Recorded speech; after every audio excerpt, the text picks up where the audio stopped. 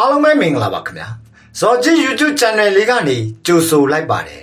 ပရိသတ်အားလုံးကိုကျွန်တော် channel လေးကနေဘဟုတုတနဲ့ခွန်အားဖြည့်စာစုလေးများကိုစင်စက်မပြတ်တင်ဆက်ပေးသွားမှာဖြစ်လို့ကျွန်တော် channel လေးကို like and subscribe လေးပေးပြီးအားပေးကြပါအောင်ခင်ဗျာဒီကနေ့မှာတော့မပြိုလဲစေခြင်းပါဆိုတဲ့စာသားလေးကိုတင်ဆက်ပေးခြင်းပါတယ်လူသဘာဝကတော်နေရင်လဲတိုက်ခိုက်မှာပဲညံ့နေရင်လဲအပြစ်ပြောကြမှာပဲတိုက်ခိုက်တိုင်းသာပြိုလဲခြင်းဆိုရင်လောကမှာလူတော်ဆိုတာရှိလာမှာမဟုတ်ဘူးလေ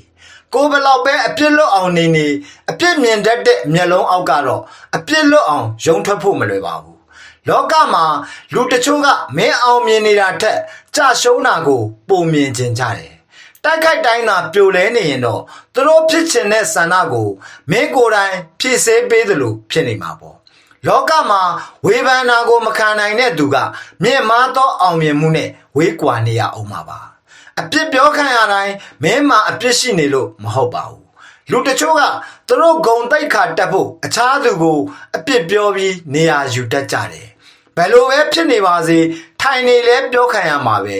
ထသွားလဲပြောခံရမှာချင်းအတူတူအမြင့်မာနေပြီးအပြောခံရတာကခံရကြိုးနှက်ပါတယ်ဒါကြောင့်ဘာပဲဖြစ်ဖြစ်ကြိုးစားပါ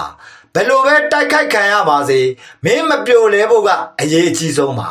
မယိုင်လဲပဲတောင့်ခံထားနိုင်ရင်မင်းလိုချင်တဲ့အောင်မြင်မှုတွေကမင်းလက်တကမ်းမှာပါခင်ဗျာကျွန်တော်ကအကူငယ်ပါ